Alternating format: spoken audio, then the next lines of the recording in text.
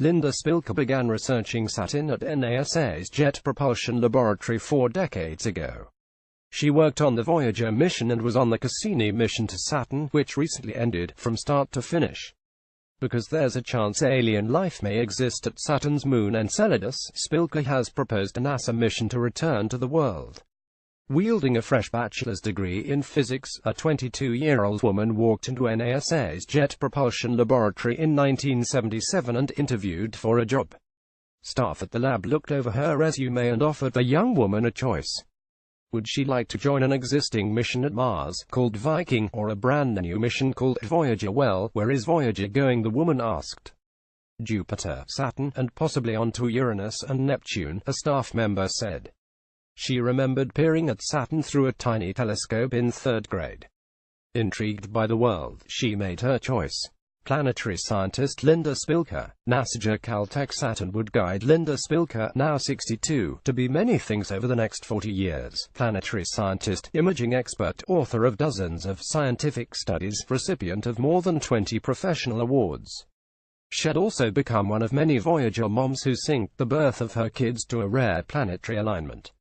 After Voyager, Spilker became a vital mind behind the nuclear-powered Cassini mission, which NASA launched toward Saturn in 1997 and recently destroyed. Her efforts helped find a warm, salty ocean hiding beneath the icy crust of Saturn's moon Enceladus, something SAGS described as one of the most astonishing discoveries in space exploration. I feel remarkably lucky. Right place, right time, right education, she said. I would trade it for anything. In a wide-ranging interview with Business Insider, Spilker reflected on the history of Voyager and Cassini, battling sexism, balancing work and family life, and pushing to answer humanity's most evocative question: are we alone? Viewers' one-page slides. Linda Spilker Center, red shirt, working on the Voyager mission's Neptune flyby. NASA. Spilker's path to Saturn, and her first full-time job as a Voyager team member, began to take shape in school, though not without a struggle. Growing up and taking a lot of math and science as a woman, sometimes that was kind of challenging, she said. Spilker recounted an especially discouraging conversation with a male high school advisor. I said, I want to major in math or science in college, and he said, well, you know, those aren't really careers for women. He instead recommended becoming a nurse or teacher. But Spilker's mother encouraged her daughter to ignore this sexism and chase her dreams.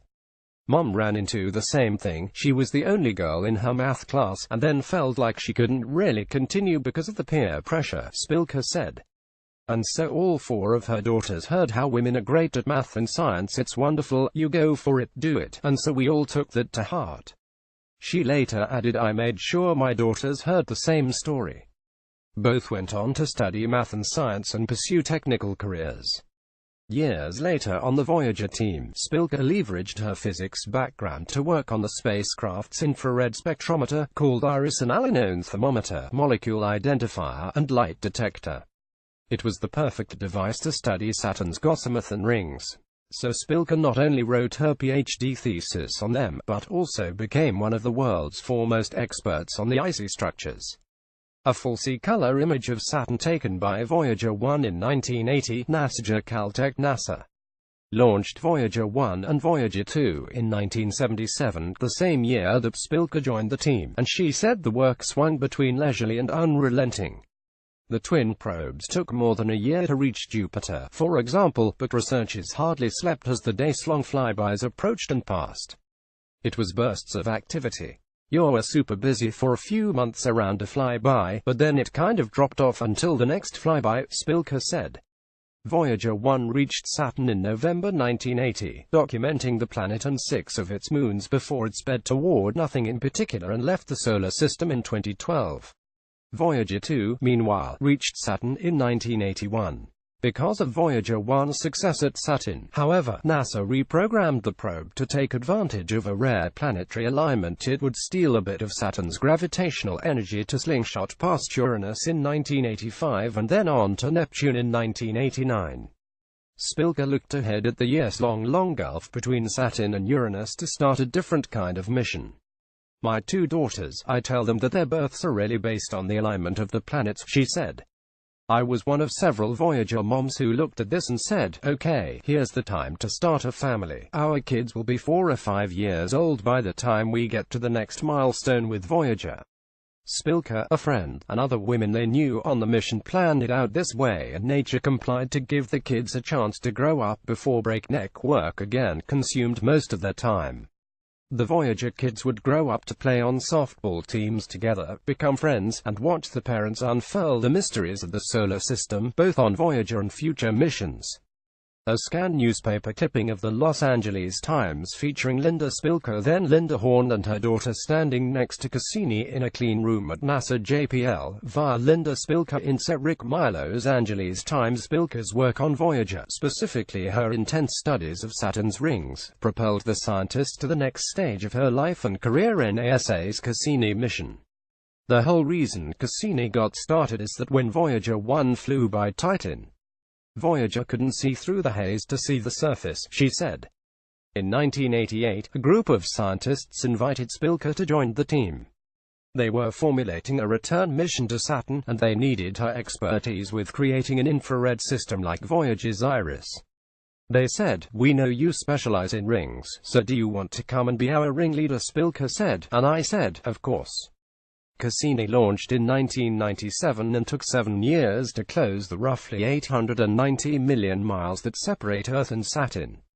In some ways, the journey was simpler for work-life balance than Voyager. The spacecraft orbited Saturn instead of making one brief flyby, for example. There was always another orbit to do science, Spilker said. But everyone knew that Cassini wouldn't last forever. Saturn had a bewilderingly complex system of moons, and no one was growing any younger. Every minute was precious, Spilker said. Early on, when we hadn't really quite gelled yet as a team, there was a lot of people saying, my science is the most important science, and we should do that science. Things would get quite passionate and heated, Spilker said, but after these meetings the team would bury the hatchet and go out to lunch together. As the years rolled by, Cassini's staff operated more as a family than a group of co-workers. Cassini's main advantage, however, was sometimes a setback for staff and their loved ones. The spacecraft was always ready to take its next commands and make breakthrough discoveries. It was go, go, go, go, go all the time, Spilker said. There was no stopping, really, no time between anything we were doing. Adding staff helped soak up the extra work, yet Spilker offered some advice for anyone who finds themselves in a similar situation. Be very aware of spending time with your family, she said. Things can wait until tomorrow. Spilker added that this is much harder to do today than when she worked on Voyager and Cassini, since electronic devices now yearn for attention in our pockets and bring work into our homes. She says prioritizing scheduling and structure with family are more vital than ever before to disconnect.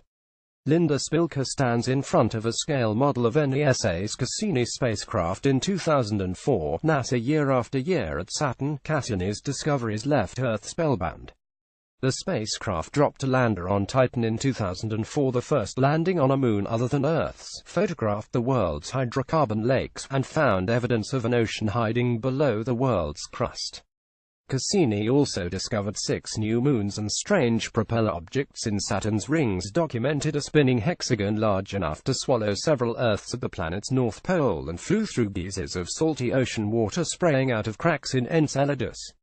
The probe took more than 453,000 images while orbiting the world for 13 years, far longer than anyone on the team ever imagined the mission might last, Spilker said.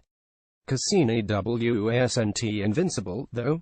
The probe left Earth with 6,900 pounds of propellant, which it used to change its orbit, for example, or point its antenna at Earth to transfer data. By September 2017, it had fewer than 90 pounds left in its tanks.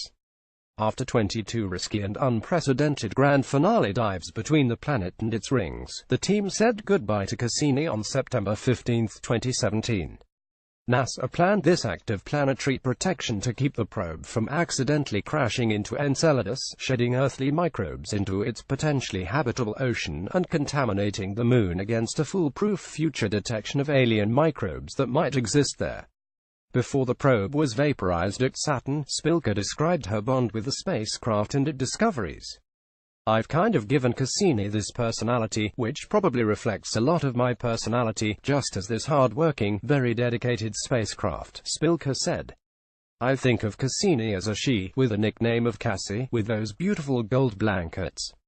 Spilker added that she sometimes imagines sitting in the probe's saucer-shaped Huygens antenna, right there as she dives between the rings and the planet.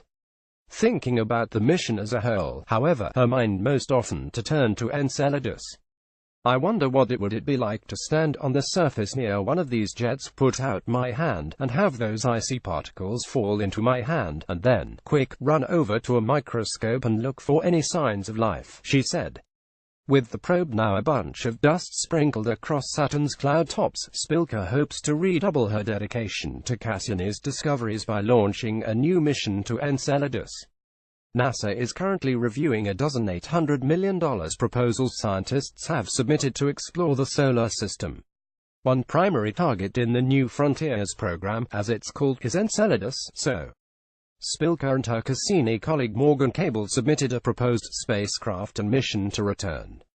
"We've put together a proposal to go back to Enceladus with the kinds of instruments that you would need to address the questions about the habitability and is there life in the ocean of Enceladus," Spilker previously told Business Insider. The mission's called Enceladus Life Finder. She'll find out in December whether the proposal made the first cut, which would give her a year to more deeply study and flesh out a mission plan. But there are 11 competing proposals, about half of which also propose a return to Saturn, and NASA will pick only one. "Certainly, if my mission doesn't get selected, then I will be rooting for a mission to go back to the Saturn system," Spilker said. "Because as Cassini ends, part of me is saying, I need to go back."